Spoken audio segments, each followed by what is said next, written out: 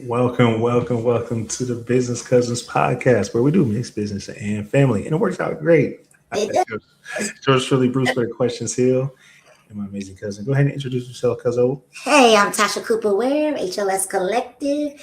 And yes, we do enjoy doing business together. I think we can confirm that. It's working out really well so far, Yeah. and I appreciate your support. Grabbing the book. Listen, I'm getting better at this. Grab a copy of Better Questions, Better Clients. If Yes. you want to grow your business and as a leader. So yeah, that's our unofficial sponsor for today. Excellent. You always come up with your great questions. So, is anybody tuning in? We focus on business, professional development, personal development. It's your first time today. If you're back, welcome back. Welcome. You asked a really great question. You said, "What is it that you're avoiding that could change everything?" Say it in your language. You're avoiding the one thing Mhm. that will change everything. Oh, it's a statement. It's a statement. You're avoiding one thing that could change everything. Why would I avoid what could change everything? I don't know if it's a why. I think there's many whys. Okay. I would say first thing is you do know exactly what to do. Mm. You're just not doing it. Mm. And you're calling it confusion, but really it's avoidance. Once again, we talked about it last week. That avoidance is real. So let's talk about how we can help people through that next level breakthrough. But before we do that, why should people listen to you? What do you know about personal development, about entrepreneurship? I know consistency makes things happen. Mm. And there's lots of things that I did that I wanted to avoid, i.e. posting every day Yeah. or getting on the internet and speaking out loud with my voice and not just pretty pictures. And it doesn't move the needle anymore, with the times and how marketing is in this present day of 6/2/2026. There are things in business that I have avoided that I no longer avoid, and I wish someone would have said that to me sooner. Mm. So I would say that gives me a valid, You're speaking from experience. very much so. And even within other things that I've been able to accomplish, ballet, for example. Yeah, be specific. What's something you've accomplished in ballet? Because someone's listened to this. There's tens of thousands of podcasts, so we appreciate you listening to this one. Mm-hmm. And they're like, I don't know, is this good advice? Can I trust this advice? Tell them a little bit about something you're avoiding in ballet, for example. Well, not necessarily avoiding something in ballet, but the dancers around me who avoided ballet in the early years didn't become a professional. It is the foundation, it is the technique of it all, that no matter what kind of dancer and performer you wanted to be, circa when I was a professional dancer, the people who avoided ballet weren't successful. Oh, in any dancing, not just successful in ballet. Successful in concert dance, successful on Broadway, maybe successful at street dancing or pole dancing. But some of the best pole dancers have really good ballet technique. Interesting. Actually, that beautiful lines and beautiful legs, but avoiding it because it is hard work and it isn't as glamorous at first and it isn't fun. People now we're getting somewhere. That's the correlation in business. There's lots of things that are not going to be glamorous and kind of boring, but will move the needle. So what's something that you avoided? I think a big one for me was hosting a webinar. Really? Yeah. Because I was like, well, I get business through, speaking engagements or from in-person networking. And since I really don't want to be an online guru. And so I just put off hosting webinars for a long time. And they take time. Like I have to be at certain places, a certain time. I got to be in front of a computer. And I just didn't want to do it. And it's not even that I was scared. I just didn't want to do it. I didn't feel like it. But one of the breakthroughs that happened when I finally did it, I made it a little bit. I made a couple dollars. But what was really powerful was the clarity that I had in order to create slides and create a message and talk on one topic for 90 minutes. And so it made me stronger as a speaker. And it helped me close deals. It helped me. So outside of the webinar, I was able to tell stories that converted, and I was holding myself back. How did you say it? Could change everything. Perfection paralysis. Perfection paralysis. I was holding Mm-hmm. myself back. Mm-hmm. So that was a big one for me, was hosting a webinar. So now if you hit weeklywebinar.info, it'll pop up. You'll see this month is turning conversations into clients. And it's just to help, and it's to help you turn conversations into clients, right? Mm-hmm. But I procrastinated on for so long. Yeah. And I get that a lot. I get people who, even you said you start off, you're like, I'm gonna read a book every week, every whatever. What was your timeline? Yeah, it And was one a week. one a week, right? And it's great. And it's like some of it, it's the avoidance looks productive, and sometimes it is, but it's the I'm going to research and starting, or I'm gonna planning instead of executing, or waiting for that perfect time, um, and just staying busy to avoid the real work, like just do the webinar. You do know that Yeah, subject matter. You can speak on it for 90 minutes. You don't need any more research. You no, don't need any more planning. you need You don't action. need to wait for the perfect time. You need to just do the thing.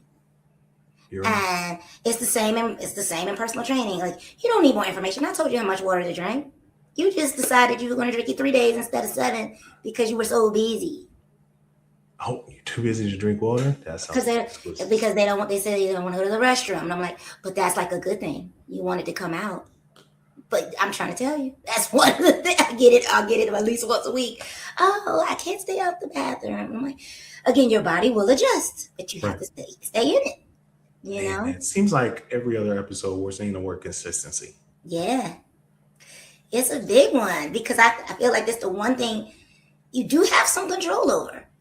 You don't have control over if they say yes and you close them at the end of a deal. You don't have control over whether they say yes to your pitch to some new proposal to this corporate company, but you can consistently keep reaching out to different corporate companies. You can consistently keep working on your pitch. You can consistently, drink the water. You have control. So why do people know what to do, Mm-hmm. maybe even know how to do it, Mm-hmm. and know that they want the results on the other end, and then still don't do it? Um, I think that kind of goes back to what we were talking about before. I think it is procrastination. Hmm. I don't think that they don't want to be on the other side of it. And sometimes it's like fear disguised as procrastination, like fear of failure. It's like, Yeah. you were just procrastinating. Like you're not really fearful of success. All right. It's the procrastination part. It's Hmm. procrastination. You know? Interesting. So those are the times that I felt the most stagnant. That when I'm like, oh yeah, I'm gonna do those calls. I'm gonna do those on Tuesdays, even though it's already Tuesday. I'm gonna start next Tuesday. It's procrastination. There's It's no like reason to it's wait. not fun. I don't necessarily want to talk to random people I've never met before, even though I do want new clients, and then I usually like talking to them. Yeah. you know, Introverts, we're talking to you. it is a thing. But I would say, why do you think people don't get on the other side of it and they don't stick to something consistently that helps move the needle in their business? I think the biggest reason is uncertainty.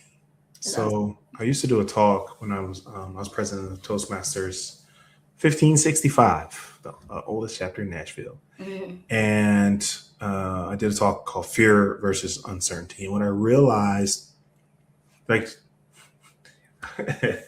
I lived in Cincinnati years ago, and my buddy calls me and he's like, Bruce, don't go outside. He's like, are you outside? I'm like, no. He's like, you don't go outside. I said, what's going on? He's like, there's a tiger that got loose from the zoo. What? And I was like, are you messing with me right now? He's like, no. He's like, look in the news. There's a tiger. And he hangs up. He's like, I got to call. That's some other people. He hangs up. And so I look, sure enough, a tiger got loose, right? And because only in Ohio. And I was like, I tell this story because I don't want you to be brave in that scenario. Like, I'm going to go outside. I ain't scared of no tiger. I want you to be scared of a tiger. Definitely. So that's healthy. It's going to keep you alive. Well, your brain has the same response to uncertainty. So, I'm going to send this LinkedIn pitch. I'm going to pick up the phone to call a stranger. I'm going to ask someone to sign up for the membership. They come into my gym. Mm-hmm. And we don't know what they're going to say. We don't know how it's going to go. Are they going to be mad? Are they going to cuss? Are they going to yell? You know, and so the uncertainty triggers the fear response. Mm-hmm. I think it stops us from taking action. Yeah. Right. I don't want to start the podcast. I don't know. Am I going to get any downloads? Any subscribers? I don't want to fill in the blank, or they'll push it back. Well, and they try and do that research, that perfection by Correct. procrastination, Mm-hmm. Perfection paralysis. perfection paralysis. Yes. Their uncertainty. They're trying to get 100% clarity on the outcome before they even take the first step, Yeah. and they get Yeah. stuck. Yeah. Because you're procrastinating because you're protecting yourself from discomfort. Absolutely. It's not comfortable to be rejected when you're trying to get a new client or trying to close a deal. Um, it's not comfortable to get on the internet and speak your mind. People have the fear of being judged. They don't want to get canceled and things like that. You've seen the biggest stars get canceled, but that's what they want us to do. They want to silence us.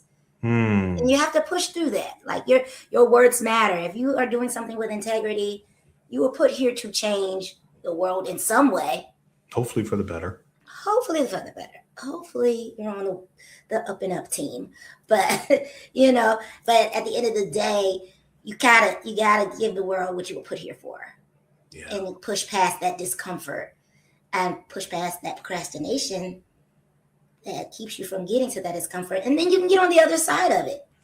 And you'll look back and you're like, man, I should have done this sooner. Yes. What they call it, the one principle move. The one move principle. Where you're like, just one conversation. One decision. I had a great conversation. Shout out to Patrice.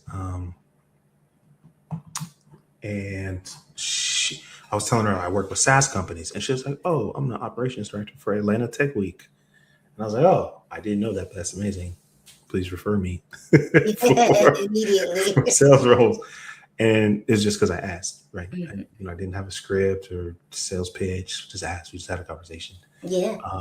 But there's so many people that are inches away from something amazing in their life and their business, but they're letting that one little thing hold them back. Mm-hmm. Every time. How do we help them break through? I think the first step is to figure out what's really going to move the needle and what you're trying to accomplish. Like just one thing, Okay. Because sometimes I think we do get overwhelmed with, I have to do this. Like I always use fitness, but I have to work out 5 days a week, and I have to drink water, and I got a meal prep. Oh, somebody said I should run. Somebody said, and that's why in our other podcast, I was like, don't listen today. Like, why don't you set a plan? Pick 2 or 3 things that you're going to start with and you're going to actually stick to for the whole year. Stick to like your plan of sticking to the calls 5 days a week. Mm-hmm. You picked one thing. Yeah, this month it's a video every day on LinkedIn. Okay, a measurable. Something that's measurable that you can look and say, okay, well, at least I did 80% and this was the outcome. What should I duplicate next month? Mm-hmm. For 2 months? Or should I scrap it all together because I got nothing? Right. And I'm curious to see what happens. Yeah. Okay. I like that. What's the thing that's going to give the most return? I ask a similar question.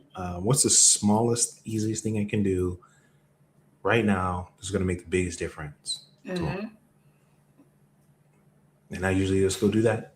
And let's do that. Because there's hundreds of things you could do. Absolutely. Like even doing this podcast.